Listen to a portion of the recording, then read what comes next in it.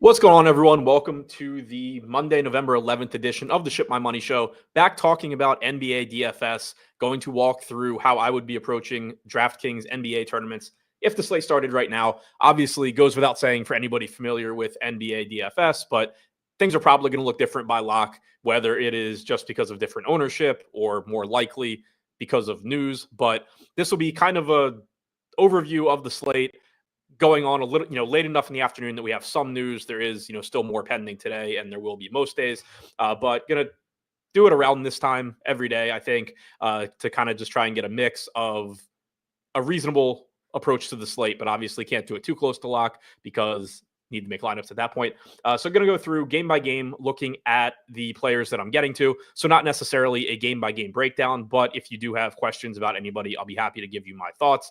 But I will be doing it in the context of which players I'm getting to in tournaments, how their ownership looks, how much I have, all of that stuff. And obviously naturally we'll be able to touch on injury news in that way as well.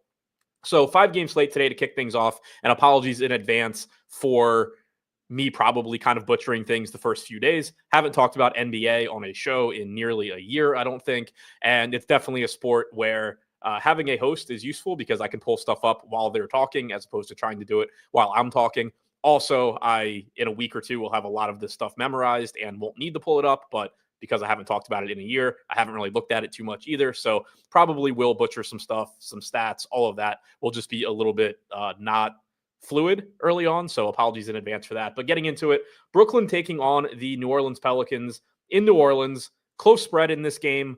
The Nets should have Ben Simmons today. He missed the last game. So the first thing that stood out as interesting about this game was that Nick Claxton played 32 minutes last game. We had seen him on somewhat of a minutes restriction early on, but did play 32 minutes in that one. Now, there was no Ben Simmons, so I do think the playing time probably comes down a bit, but that it is likely you get 28, 29 minutes or so from Claxton. Simmons hasn't played alongside him a ton this year, but they have played about 10 minutes together, so I'm expecting that you get something like 4 minutes here. I think you can reasonably expect something from a median standpoint, like 28 minutes for Claxton, 24 for Simmons, give or take a minute or two here or there. I think that's perfectly doable. Makes a lot of sense. And it does make Nick Claxton look like a pretty good option here at $5,700. He's a solid point per minute guy. Price tag is still relatively cheap because of limited playing time. Now, if it does turn out that we're just going to get like 24 minutes apiece to him and Simmons going forward in the games that Simmons is in,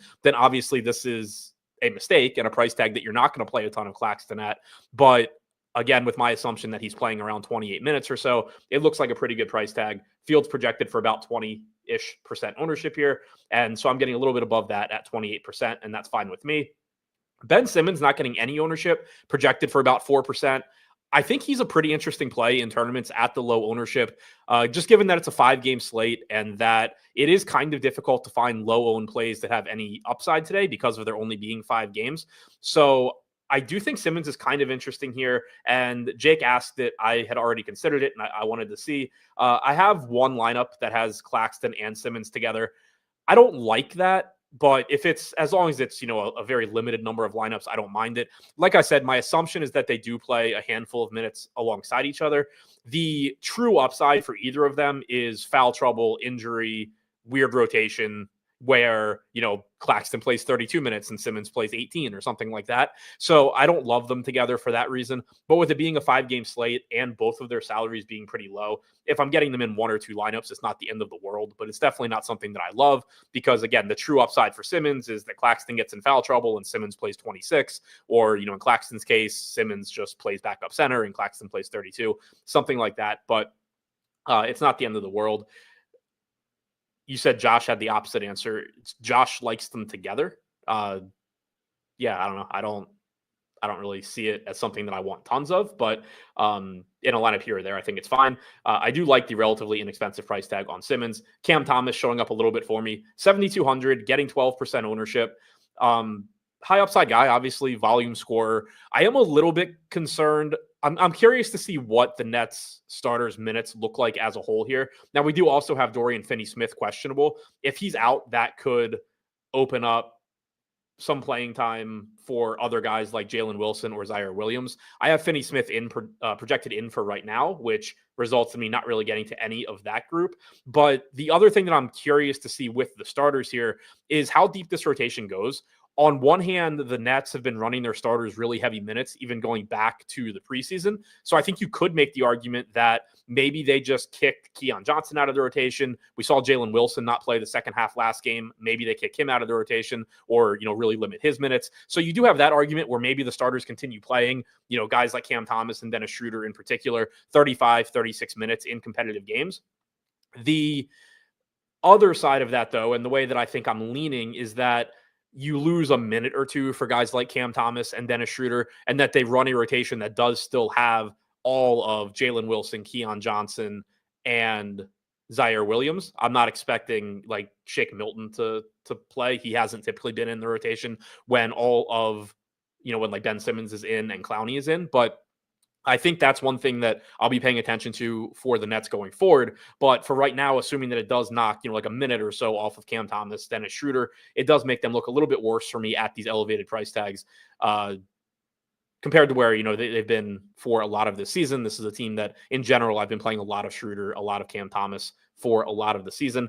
Power said I'd play chalk Amen Thompson for the same price with a higher ceiling in minutes than Simmons. Spoiler alert, I have like 96% Amen Thompson. So it's not going to Ben Simmons as a 1v1 over him. I am pretty much playing him everywhere. So I do agree with the overall point there. I expect to have a ton of him. Moving over to the Pelicans side, this is a team that's obviously been extremely important lately. They're very shorthanded. No Jordan Hawkins, no Zion Williamson, no CJ McCollum, no DeJounte Murray, no Herb Jones. So very shorthanded team here for the Pels. Prices have come up a bit. Jeremiah Robinson-Earl projected for a lot of ownership right now at 4,500. I don't know if that ownership changes, but I'm just not getting to him at that price. I have him in for, I think, 26 or 27 minutes right now, which is fine, but he's not a great point per minute guy. The ownership is really high. It's just a spot that I'm not really getting much of. Jose Alvarado looks fine to me still at $6,200. He's been playing huge minutes. I expect he plays around 35 or so here. He's a good enough point per minute guy that even at the elevated price tag, I don't mind it. He's not somebody that I think you're looking at the price tag and saying, oh, you're chasing points, because this is Alvarado playing without essentially every starter on this team other than Brandon Ingram. So it's not like this is just because Alvarado has been really efficient in 26 minutes per game or something. He's playing huge minutes. Same can be said for Brandon Boston at 5,900. He is probably going to play more minutes than anybody on this team. Projects, for 35, 36 minutes, but certainly could still play more. Brandon Ingram's an interesting one in tournaments, and I do like that I'm getting a little bit over the field on him here at 8,600. If you just look at his playing time, it seems like he's not really playing a lot, even with all of these injuries. Like if you just go back through his last 5 games, 26 minutes last game, 39 the game before that, 33, 29, 35. But last game was a big blowout. 39 on November 6th was a competitive game where he played down to the end. 33 on November 4th was a game where he lost a couple minutes to garbage time. I think if this game's competitive, you are live to see 37, 38, 39 minutes from Brandon Ingram, which is obviously not going to be his median projection, but I do think it can certainly happen here. I think that his playing time averages are a little bit misleading because of blowouts and because we have seen plenty of games where the Pels were healthier earlier in the year and Ingram was not playing quite as many minutes. So I do think that Ingram does have, the ability to play a bunch of minutes. And then Stephen Leibowitz just got to it. He said, you figure Murphy being back doesn't affect Boston's playing time. I don't think it affects Brandon Boston's playing time as much as some others, because for a couple of reasons. For one, I assume that Trey Murphy is going to be somewhat limited here. I'm not expecting him to come in and play 36 minutes right out of the gate. I think expecting around 24 minutes or so is reasonable. And then when you look at the other guys for New Orleans that have been getting minutes, I think that you see some other guys get their minutes cut before Brandon Boston does, because Boston can play several positions, and we've just seen him have such a big role from a playing time standpoint. Going back and looking at New Orleans' game against Orlando, for example, you had Jalen Noel basically playing backup point guard, but you had Antonio Reeves play a total of 18 minutes in that game, including a bunch in the first half. I think he probably gets his minutes cut before Boston does. Trey Jemison played 13 minutes. I think he might still be in the rotation, but probably playing a handful of minutes. Robinson Earl played 32 minutes in that game, including a couple minutes of garbage time. I think he probably loses a couple of minutes before Brandon Boston does. So I think that Brandon Boston loses some playing time in that he probably doesn't play 38, 39 minutes necessarily, but I still think you're getting like mid 30s from him, which at 5,900 looks pretty good. I still am a little bit below the field on him. So I think Murphy has an impact, but I don't think it's as big on Brandon Boston as it is on some other guys. Jeremiah Robinson Earl, again, is the one that I'm really not getting to here, even though he's popular. So I am curious, again, to see where that ownership goes. But with a 26-minute projection, he just isn't showing up for me here. Not to say that he's a bad play. Like, if you want to play him, he is still cheap. I do think he gets minutes, especially assuming that he starts. Again, I think he's playing mid-20s in minutes, but it just ends up being a spot where I was able to find different plays at lower ownership that I was willing to get to. So Robinson Earl, I guess, is the really, really interesting one for me as far as I'm not getting to him right now. Alvarado, Ingram, I'm a little over the field. Boston, a little below the field, but still getting there. Nobody else from this team really getting ownership. Moving on to the Clips and OKC. Not a ton of ownership coming into anything on the Clippers, and I'm not getting to any of it. Their price tags have just gotten really, really expensive. Ivica Zubac's getting 10% ownership at 8K. That's still fine. Like, he's playing huge minutes for the Clippers. I have him in for about 35 minutes, I believe. And yeah, like, if you get to him in a lineup here or there, I don't mind. The upside is still there. I do think that it's important to keep in mind that you can treat him differently this year than you did last year. He doesn't have any real backup center. Kai Jones played like 3 minutes last game. This isn't a situation, like we'd seen in the past where, for example, Mason Plumlee was backing him up, and Plumlee's a competent backup center that is typically going to play 14, 16 minutes any given night, and that just makes it so Zubac couldn't play more on those nights. Now you don't have anybody backing him up. So in competitive games where he's not in foul trouble, you can get 37, 38 minutes from Zubac. He has a different ceiling and a different median this year than he has in the past. So I think it would be a mistake to look at him and say, he's 8K, you can't play him, he's a bad play. There are actual reasons that his salary has risen from a playing time standpoint. That being said, there are just centers on this slate that I'm getting to ahead of him. James Harden, same kind of thing, 9,800, relatively expensive price tag here, but certainly comes with a high ceiling, probably giving you 35 minutes or so on average, but could play more if this game is competitive. So those two guys, I think, would be the only two that I could really see getting to from the Clippers. I don't really have interest in a $7,300 Norm Powell. I don't really have interest on this slate in their cheaper guys. I don't really see a path to them having big games, barring somebody getting hurt or something really weird happening. But not really getting to the Clippers here at all. Mostly, I think, because of pricing. Matchup just isn't something that matchups aren't going to generally drive things for me too much in NBA. Obviously, it's going to be factored into projection from a pace standpoint and all of that. You do have no Chet Holmgren for OKC, so you have a smaller front court. Zubac should get a lot of rebounds. Completely agree with all of that, but it's just still not going to drive him into a ton of lineups for me. You have Şengün on this slate at center with no Fred VanVleet. You have Wemby on this slate. You have Sabonis on this slate. So there's just centers I'm getting to elsewhere that are bigger priorities for me than Zubac. On the OKC side, Lou Dort, 27% projected ownership at 4,100. I'm above the field there, getting to about 36% right now. I do think you probably see an extra couple minutes for Dort with no Chet Holmgren here, just as a trickle-down effect. We know that OKC is a team that will run very deep rotations. Mark Daigneault has no issue with that. He will play deep into his bench. He will, or at times, will start somebody in one half, start somebody else in the second half. Not that that impacts Dort here, but I do think you're taking somebody that, whereas he would typically be projected for like 26, 27 minutes, I think expecting 29, 30 minutes from Dort here makes sense. And at this really cheap price tag, it makes him look pretty good. Averaging 26.5 minutes per game before the season for his last 10 games, for his last 5 games, 25 minutes per game for his last 3. But again, I think you can just tack on a couple of extra minutes here as a result of Chet being out and them having to fill those minutes. Because keep in mind, this is not a team that really has a true backup center or anything like that to replace him. So you're just going to see smaller guys. You're going to see smaller guys picking up more minutes as a result. So I am getting to a lot of Dort. Jalen Williams, 30% projected, or 23% projected ownership in about 30% of my lineups. should get more minutes, more rebounding opportunities without Chet. Have him in for 33 minutes here. Could certainly play more. That is possible. 106 minutes without Chet on the floor so far this year for Williams. 28.5% usage rate, 1.26 DraftKings points per minute, 10.5% total rebounding percentage. Now, keep in mind that is a small sample for the points per minute and the usage. And also it is going to be kind of influenced by, there's a chunk of minutes where Gilgeous-Alexander isn't on the floor and neither is Chet. But it wouldn't be surprising still if you get minutes staggered here where Jalen Williams is playing some of those minutes without SGA out there either.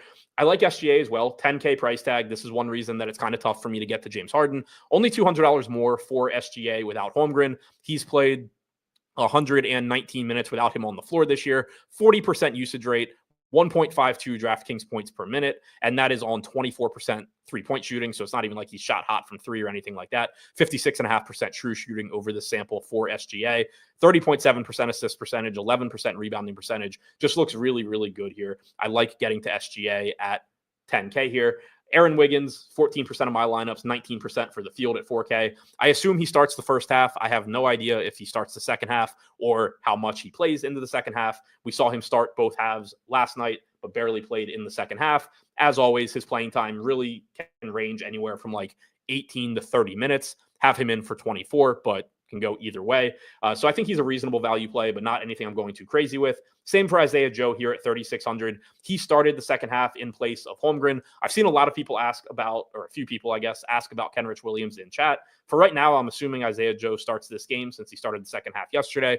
If Kenrich Williams starts, then obviously he's going to look pretty good at 3K. He probably is in the rotation here, but I don't have him projected for enough minutes that he's really showing up for me.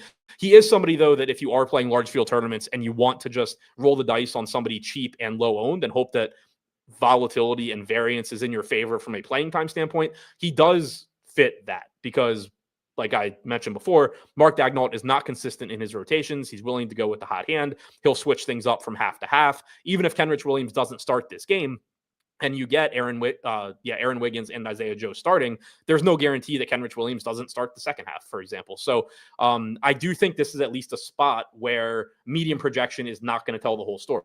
Like you can see here, having projected for about 12 DraftKings points, that's not getting him into lineups for me. But you could very reasonably make the case that there's just a lot of volatility in this projection because we have no idea how this rotation is going to look without Chet. And Williams is live to play considerably more minutes than he's currently projected for. So as you can see, I don't have him, but if you're somebody that just thinks he's going to play more than this projection, it is reasonable. This is with about a 14-minute projection. But, if you think he's going to play 18, 20 minutes, then he would start to look better, but I'm not getting to him. Alex Caruso at 4,200, kind of similar, where in mid-20s minutes, he's not really showing up for me. OKC has seemingly been hesitant to play him more than like 22, 23 minutes, but you could just see him go play 27, 28, in which case you would want him at 4,200. Again, I don't think that's the most likely case. It's not how I projected it, but there is volatility here. Kaysen Wallace, 3,700, getting 14% ownership. I got to 8%. I do think he benefits a bit from a playing time standpoint with no Chet. Again, we've seen him just playing more minutes than Alex Caruso so far this year. He's somebody that I think could play 27, 28 minutes. The problem is that he's just not a very good point per minute guy. 132 minutes without Chet on the floor so far this year, still only at 0.73 DraftKings points per minute. So I think he's perfectly fine as a value play, but not somebody I'm getting too much of. Low point per minute, doesn't help. But I do like Dort. I like Jalen Williams. I like SGA a lot. These are all guys that I think do benefit from Chet being out. Dort, because he is the most obvious guy to get more minutes and, out of the main guys. And then Jalen Williams and SGA, because you can pretty easily point to how you would expect them to produce at a higher level, given that Chet is not out there. Sacramento taking on the Spurs in San Antonio. No Malik Monk for this one, changes up the Kings rotation a bit. And then for the Spurs, you have Devin Vassell in his second game back. You also have Malachi Branham questionable, which will have some impacts on their rotation. For Sacramento, though, they are a team that there's at least a few guys that look really good, as you can see here. Kevin Huerter projected for 29% ownership. I'm only getting the 16% at 4,500. I'm actually a little surprised that I didn't get more. I think that it's very reasonable to project Herter for around 30 minutes here. I think he's live to play more than that, depending on what the Kings do with their rotation exactly. But I think expecting around 30 minutes from him is certainly reasonable. We saw him play a lot in overall last night, but also in the second half without Malik Monk. He ended up, including overtime where he played about 3 minutes. He ended up playing 35 minutes. So played 32 minutes in regulation last night. In the second half, played 8 minutes to start the half, played 3 minutes to start the fourth quarter. Didn't play a whole lot down the stretch. They mostly went with a closing lineup that had Keon Ellis over Herter. So that kind of shows you the downside where you could still get, Keon Ellis kind of playing the Malik Monk role off the bench and stealing minutes from Herter. But also, Keon Ellis, not the scoring threat off the bench that Malik Monk is. He is less likely, I think, to cut into Herter's playing time than Monk. So it does give you a couple extra minutes on the minutes projection for Herter. So I am getting to him, just still not as much as the field, which I do think is okay, given that there is still that volatility in his playing time.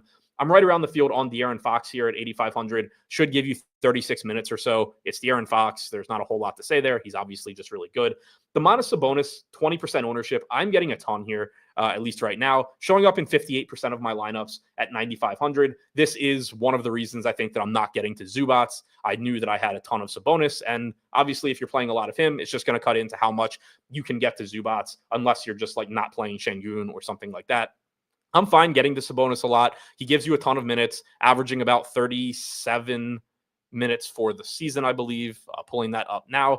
But he's at 37 minutes exactly for the season, 38 and a half over his last 5. Obviously going to be skewed a little bit by overtime last night where he played 42 and a half minutes, but you're getting huge playing time here. He's obviously a very good point per minute guy, only getting 20% ownership on a 5-game slate. I have no issue with that being a stand that I take. Center is not the position that I love taking huge stands necessarily, since there are generally a lot of really good plays that you can get to, but 5-game slate, and not a slate that's quite as deep at center. Like for the Pels, you don't have a center that you love. For Brooklyn, Claxton looks fine. OKC doesn't have a center, period. Zubats is fine. The Wizards don't. I mean, Joe Val's okay, but they don't have a true center that you love. Jared Allen's fine. Vooch is fine. So you do still have good centers, but it's not quite as deep a center slate. Bob Johnson said off a back-to-back. Yeah, I mean, I think he's still playing big minutes. We've seen back-to-backs already this year for the Kings. And this is a team, too, that even in the preseason, they were playing their starters huge minutes.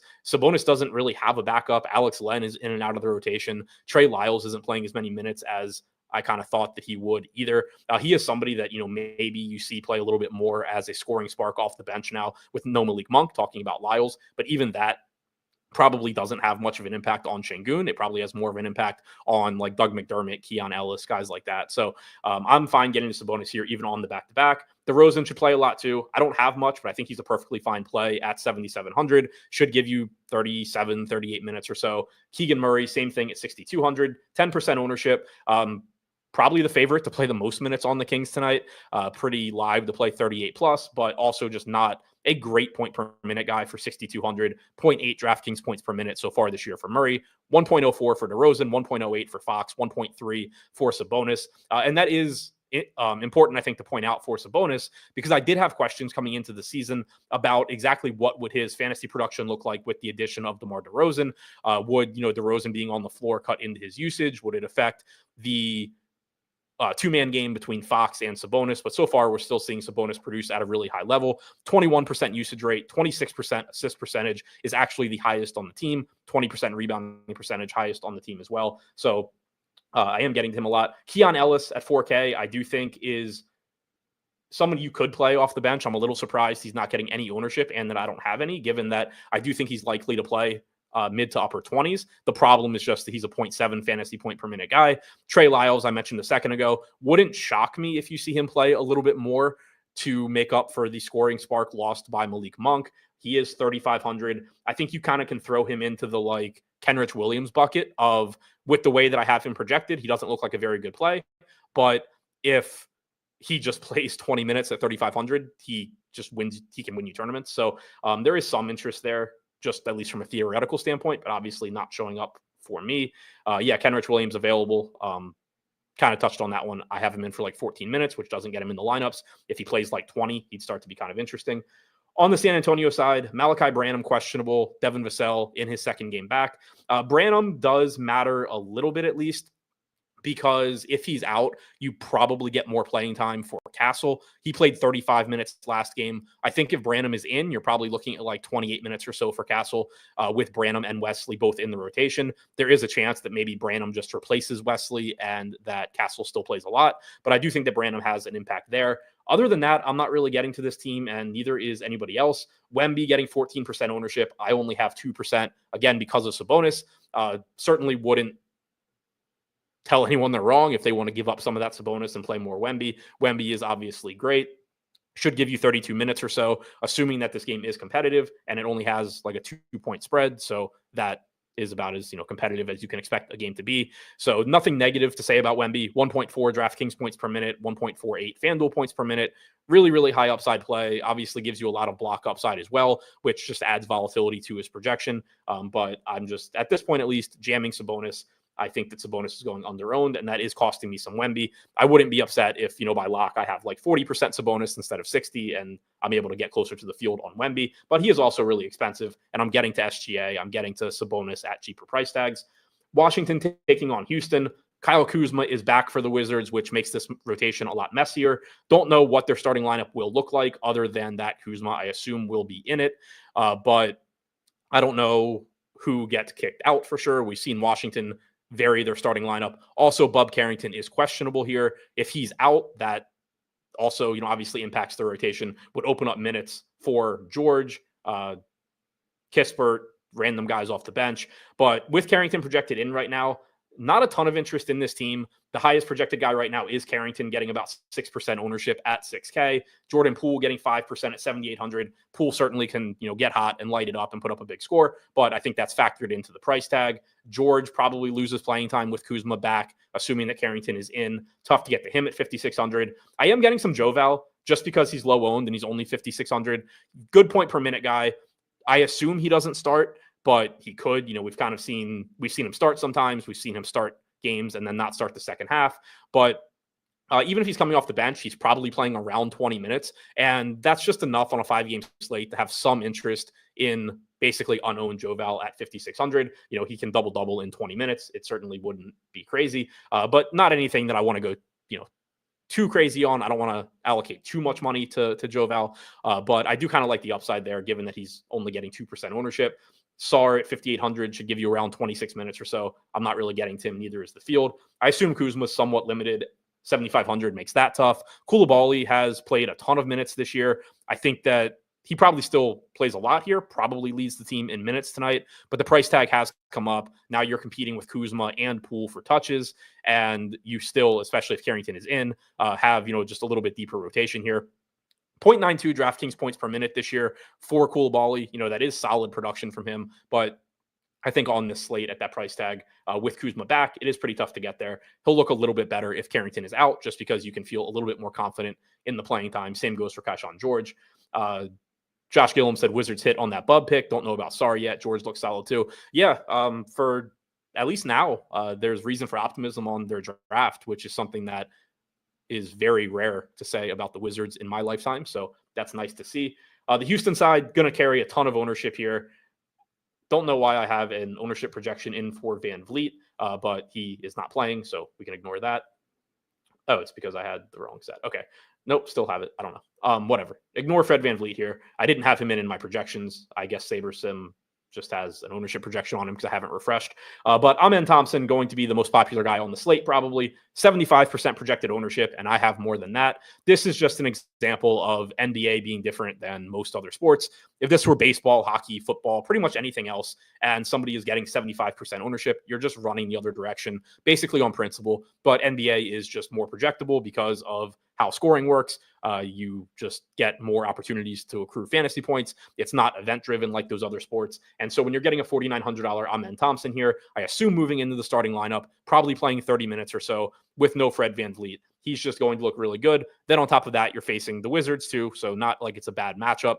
Very, very happy to get to him in pretty much every lineup and just find ways to be different elsewhere. Very similar for Alperen Şengün here as well. Projected for 50% ownership. I'm getting to 52%. Now, I do think if you had to choose between getting away from Thompson or getting away from Şengün, it's probably easier to make the case for getting away from Şengün just because he is 7,900. You do have pivots in that range. For example, you're getting a 5-to-1 ownership discount on Zubats. You have, Sabonis, who's more expensive, but at that position, getting 20% ownership. Wemby's more expensive, but also at that position and getting like 15% ownership. So in the case of Şengün, you also have, players in that price range with high ceilings at other positions. And you could kind of get different from a roster construction standpoint, in addition to an ownership standpoint, if you were to just say, okay, well, everybody's going to play Şengün. Or, half the field's going to play Şengün.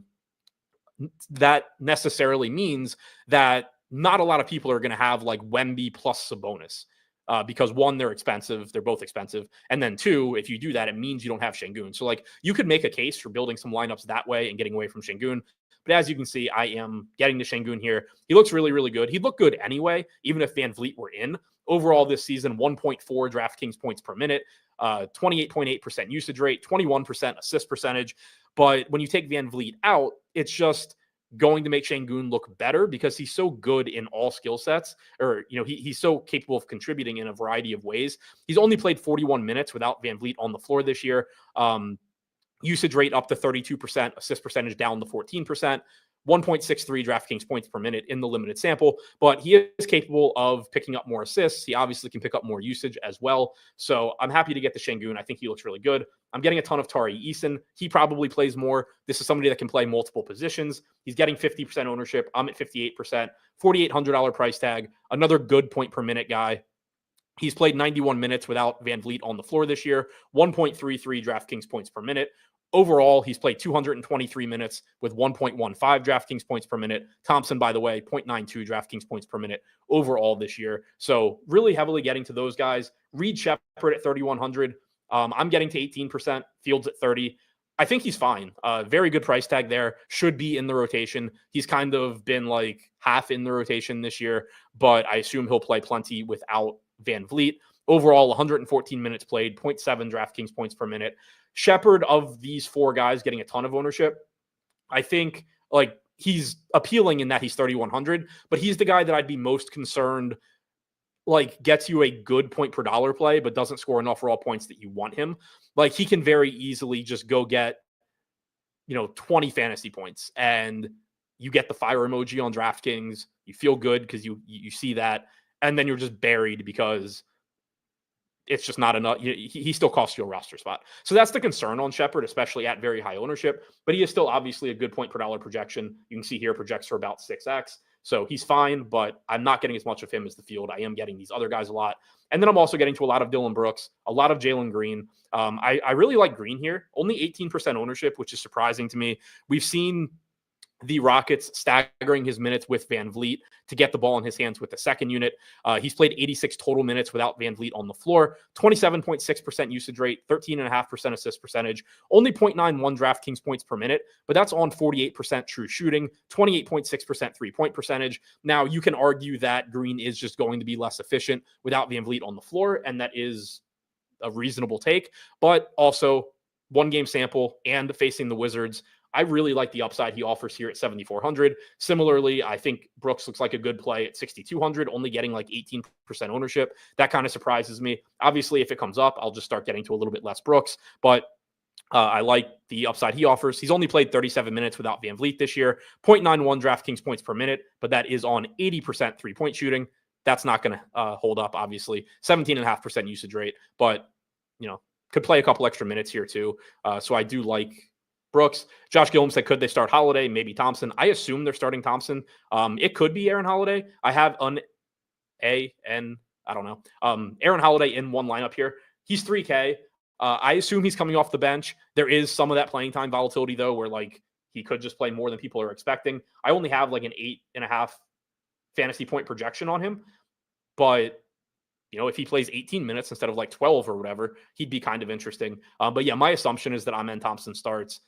Sheppard plays more minutes than usual. Holiday probably plays like one rotation per half, but maybe he just ends up playing more. So, obviously not any sort of a priority, but he's in a lineup. Jabari Smith is like the only guy on this team other than Shepard that the field's getting to that I'm not, which is kind of surprising because typically Jabari Smith's a guy that I play a good amount of. But so far this year, only 27 minutes without Van Vliet on the floor. He's not somebody I necessarily think benefits a ton without him. 5,200 is a price tag where you could just make the case that there's upside anyway, and that would certainly be true. But I don't necessarily think he has to play more without Van Vliet. I don't think he necessarily has to take on a lot bigger scoring role since you still have Jalen Green and Şengün out there. So if I were to get to a little bit more Jabari Smith, that would be fine. I think the price tag is reasonable, but I just don't have much right now. BG3 said max Rockets in a lineup. I didn't set a max. I would think 3 or 4 is probably where I typically get to. I have 2 lineups that have 5 Rockets, none that have 6. I have a lot that have 4. On a bigger slate, I think that would be more of an issue. On this slate, though, with the salaries and matchup and only 5 games, I think it's fine. There's no reason that I can't have Thompson, Smith, Şengün, Green together. This team has a 120-point team total, which is the second highest on the slate. Shepard, Eason, Şengün, Green. Yeah, I don't have any issues with these 4. And a little bit of 5, but not too much. So if I had to set a cap, if you're using an optimizer, I would probably set the cap at 5 and see what I'm getting. And if I'm getting a lot of 5-man rocket stacks, I would probably just move it to 4. But for me using a sim that is factoring, range of outcomes type stuff in, mostly getting to 3 and 4. I have a couple lineups with 5. Triple X Achilles said, is there a dub club for NBA projections? I would pay for that. No. I considered doing it. I just couldn't think of a good way to do it where I wouldn't end up screwing over people paying me by not having time to update stuff for them. And also, I didn't want to commit to actually having to do my own NBA projections every day. I'm pretty comfortable. I use ETR projections for NBA a lot of the time, or I use their projections and then just adjust them a little bit for things that I see. So I didn't want to rip off their projections and sell them. And I didn't want to put myself in a position where either I'm just committed every day of the NBA season to spending 8 hours at my desk doing my own projections, or, it's 6:48 and somebody gets scratched and I have people paying me and I'm just yep, sorry, screw you guys. I need to get my lineups done. So I just couldn't really think of a way to make that work. With NFL, you get information far enough ahead of time that I can kind of take care of it. NBA, you don't. So didn't really have a way to make that work, but thought about it. Just can't think of a way to make it work out. So this show is all that you'll really get from me, unless, you're in my other dub club. Obviously, I'm happy to talk NBA there, or if you're in Endgame, happy to talk about it there as well. And speaking of Endgame, before we get on to the last game, if you have not already signed up, or if you have, we are doing our monthly roundtable on Wednesday at 1:30. That is Utica, Brick75, Nerdy Tenor, and myself answering all of our subscribers' questions, talking about DFS and whatever strategy questions that you have for us. So if you are a member, get your questions in Discord. If you are not a member yet and have been thinking about signing up, now's a great time to do it because we are doing that on Wednesday. Definitely one of the more valuable things that we do, since you get direct access to all 4 of us at the same time, answering and talking through whatever questions you have. You can sign up using the link in the description below. Now, finally getting to the last game with the Cavs taking on the Bulls. Evan Mobley getting a lot of ownership here, getting 33%. I'm only getting to about 10%. I think that's probably a function of just how much Sabonis I'm getting to, allocating a lot of salary there, getting to, I don't remember what other Fords I was getting to. But yeah, for whatever reason, not really getting to Mobley. I think he's perfectly fine. The Cavs injury report here is clean. It looks like it has no Max Strus, the only rotation guy, but he's been out all season long. So Mobley has, been solid this year. He should play low to mid 30s. I don't think there's anything wrong with getting to him. I just think the ownership is a little bit higher than I would like. And so I'm not getting to quite as much, but he has been a 1.25 fantasy point per minute guy so far this year.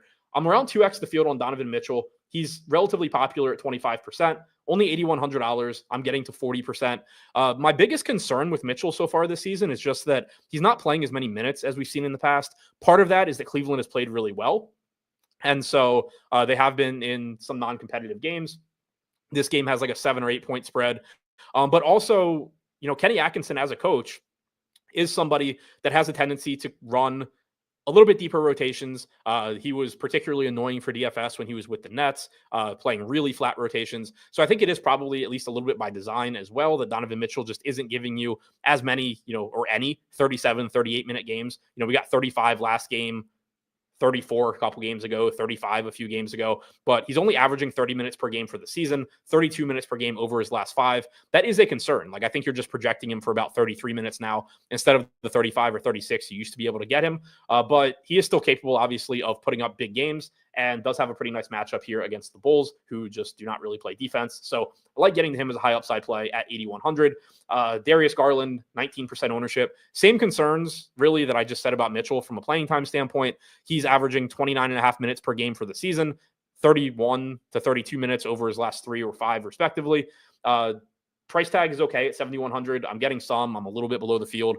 He's somebody that, if he just kind of lands into a lineup, I think is perfectly fine. The matchup is obviously good, but looks fine, but not like a priority. Jared Allen is another center that I kind of wish I was getting more of, but all of the Sabonis I'm getting just takes it away. All the Sabonis, all the Şengün. If you wanted to have a little bit less of those guys, get more Allen. He is perfectly fine here. 6,900 is a solid price tag. Obviously coming off of a very, very disappointing game his last time out, but does give you, plenty of upside, double threat, all of that. And then Karis LeVert, 5,100 off the bench. If this game's competitive, probably gives you mid-20s in playing time, hoping, he just gets hot. But Donovan Mitchell looks like the only priority for me from Cleveland. For the field, it looks like Mitchell and Mobley, which, again, I don't have any issues with these guys. It is a good matchup. It just goes back to how much Houston I'm getting to. So that's another potential trickle-down effect is, I kind of mentioned if, for example, Jalen Green or Dillon Brooks projected ownership came up between now and lock, I'd still like them, but I would probably play less than I was. If I start playing less of those guys, I probably start getting to more here. If I'm playing less $7,400 Jalen Green, I can play more $7,100 Darius Garland, for example. So that's something else that could potentially change between now and lock. But with ownership the way that it is, like Darius Garland and Jalen Green getting the same ownership, I'm just jamming Jalen Green right now. And I think that's perfectly fine. And then finally for Chicago, Field's not getting to much. I'm not getting to too much. Zach LaVine, 16% projected ownership. He is probable. I have 18% at 6,800. Not a good matchup, but it is Zach LaVine. He's played well this year. He obviously has a very high ceiling. I have no issues with getting to that. Patrick Williams, 4,800. I think somebody asked about him in chat. If you want to just mix him in the lineups here and there because he's 4% owned, fine. Hopefully he has a good game. But I prefer a lot of the other value plays on this slate, especially, again, with somebody like Dillon Brooks just not getting a ton of ownership. Josh Giddey, 4% owned. I don't have any. Jalen Smith showing up for me. I've had a Jalen Smith problem this year. He's a good point per minute guy, 1.11 for the season. He is questionable today.